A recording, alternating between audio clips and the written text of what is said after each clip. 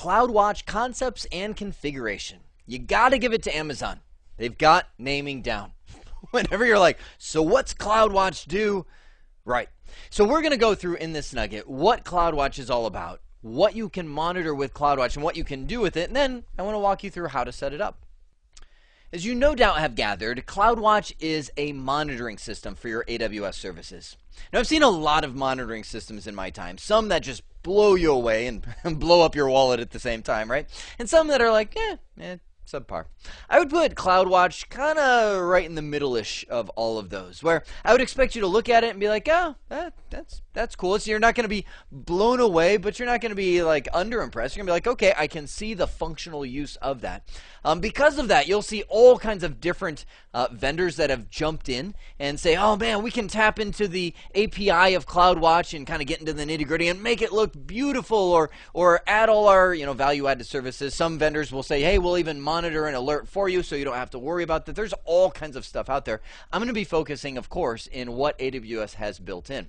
Built in, there are many free sensors, metrics are what they're called, so some individual element of your AWS services that you can watch. Now, I underlined free, but I should probably put it in quotes because essentially once you go outside of the very bland, basic flavor of monitoring, they'll start increasing your charges. For example, today, and billing always changes, but today they include free sensors for monitoring once every 5 minutes. If you lower it to say once a minute, they're going to start saying, well, we're going to charge you for that. Why? Because AWS pays for that. The more people you have lowering the amount of time the amount of time between monitoring sessions, increasing essentially the load on AWS servers, they're saying, hey, we can't, there's something you got to pay for that. So that's where the CloudWatch starts adding up in the cost. Some examples of the built-in monitoring items. So EC2, there are hundreds and hundreds of sensors. I just want to give you an example of what you could encounter.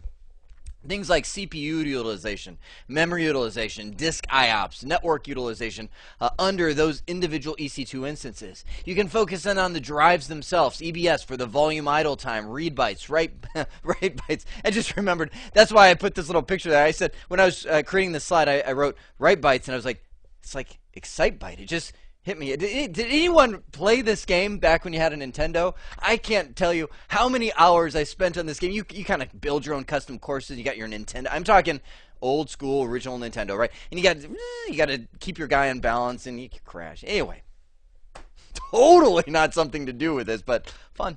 Billing, where you can actually see, and I would say this is probably one of the most valuable ones, literally, that you can have monitored all the time, is how much money you're spending, and you can tie this together with your alerts, meaning I can have it flag me when my billing goes above $50 a month or $100 a month or whatever intervals you want to set up. Matter of fact, I think one of the best things you can do is just see this. So I'm at the AWS console, and I'm going to click right here in the middle on CloudWatch. Now, one of the things you want to keep in mind, region is important because you're going to see the metrics for things that you have running inside of that region. So you can see right here in North California, I have some EC2 instances, and I can click on that and see the metrics for the different EC2 instances I have running. Like right here, I've got one called Ubuntu Email. And notice on the right-hand side, I've got CPU utilization, disk read bytes, and all that. Now, that machine is shut off right now. It's just sitting there in a stop state. You can see I actually powered it on just a little bit ago. And so it put a little flags like blip on the radar of my CPU utilization, but I can keep going down and see there's my disk read bytes, disk read operations per second, write bytes. You can see now I've lost it. You can see right here I've got my selected metrics. I'll come back to that in a second, but I can go through and say I want to see the well, let's get to the one that's actually live. Network input, network output. Notice my selected, I cannot talk, selected metrics, maybe that's just a funny thing to say, is sitting right there. And all I've got is a blip on the radar. Matter of fact, I think I've got the CLI tools VM turned on. Let's just throw in utilization. Yeah, there we go. So you can see I actually turned it on not too long ago. Initially, it's like CPU utilization, then it's all the way back down. And I can keep going down. Now, this is just for the VMs, right? The EC2 instances that are running. I also can choose Elastic Block Store, and I can zoom on specific volumes and look at the read, right? Again, I don't want to go through every single metric because there are literally hundreds of them. But if you are taking the AWS certification exam, I would be familiar with a lot of the common EC2 metrics and billing metrics. Now you might say, well, show me billing. Okay. Notice when I click on that, they say, well, actually, we've consolidated billing to North Virginia. Now, who knows if this will change in the future, but it's always been this way. Essentially, all the different regions that you have, data centers that you're running out of, kind of report their billing consolidatedly. I don't know if it's a word. Over to North Virginia. And I can come over here to North Virginia and click on, well, actually I just dropped in alarms. I'll show you that in a second. But I can click on billing.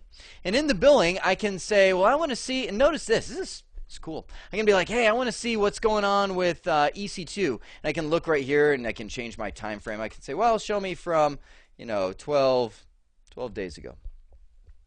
And I'll click Update Graph. And I can see over the last 12 days my billing, and this resets on a monthly basis, but I can see my billing has gone from $13.40, and I can see the currency right there, US dollars, right? All the way up to where we are right now. I'm at about 27 bucks. 27 bucks I've paid. I've paid to show you this. So I can go through those. I can look at each individual one. I can compare them all, check them all up, and whoa! Whoa, whoa, look at that. So what service is it? Hang on. That's not route. No, that's RDS. RDS. I have an RDS database that has cost, what is that at? 100. I can't even see, it's shadowy. There's some kind of browser thing going on.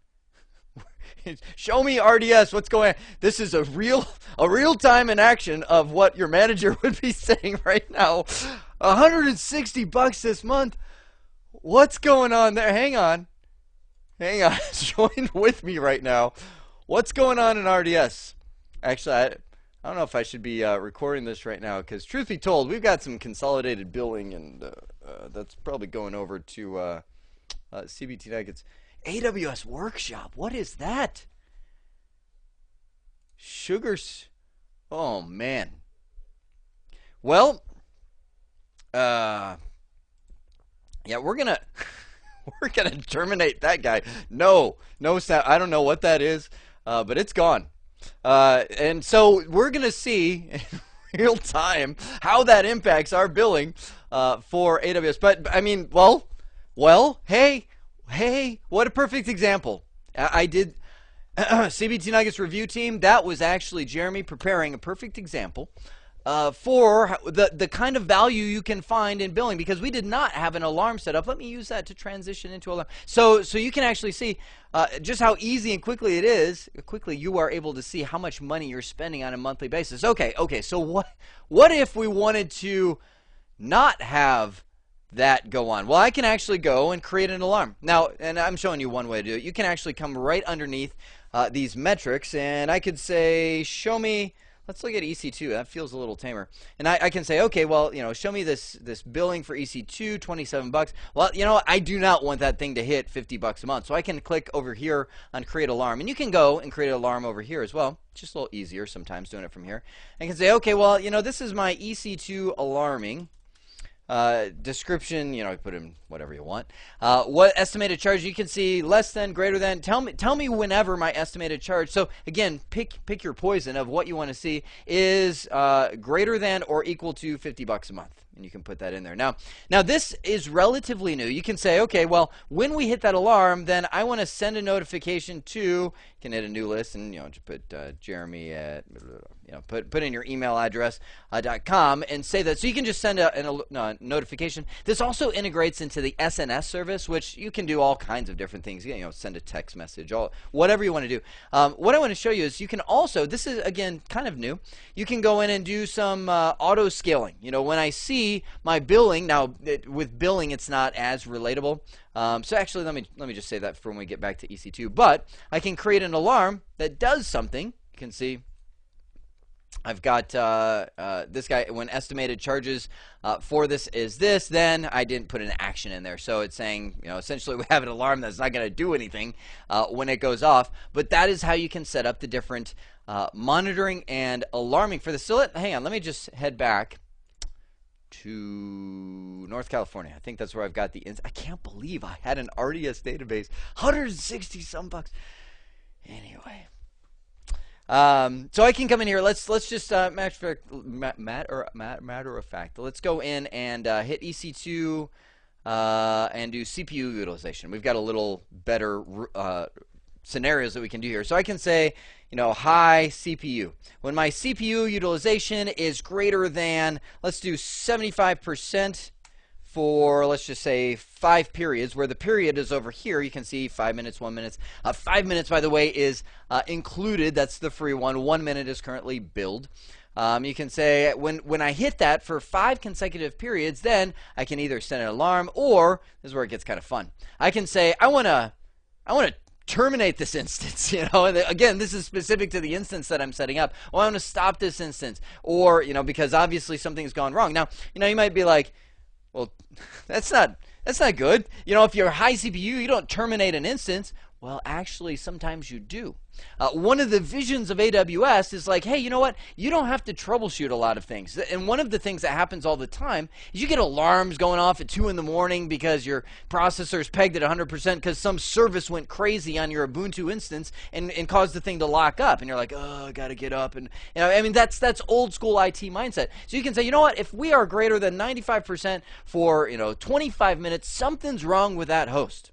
And I'm going to terminate it, and I'm going to have and we don't have it right here, but I'm going to have an auto-scaling policy kick in and say whenever, and we'd have to combine these together. Whenever we do this, then I'm going to go and add a machine to an auto-scaling group, and I don't have any auto-scaling group set up, but you can add machines in there that help replace or supplement whatever VMs or instances, or I don't know why I keep saying virtual machines. I'm using VMware language today. Whatever instances are running.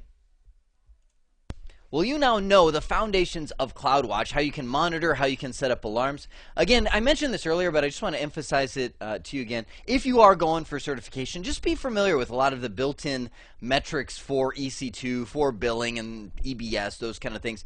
And also know when you go outside of those metrics, you can create custom sensors. If you just go on Google and type in custom CloudWatch metric, you'll see all kinds of guides of how you can get in there and write your own little code, monitor. I mean, there's almost no limit to the things that you can monitor once you go custom. Well, I hope this has been informative for you, and I'd like to thank you for viewing.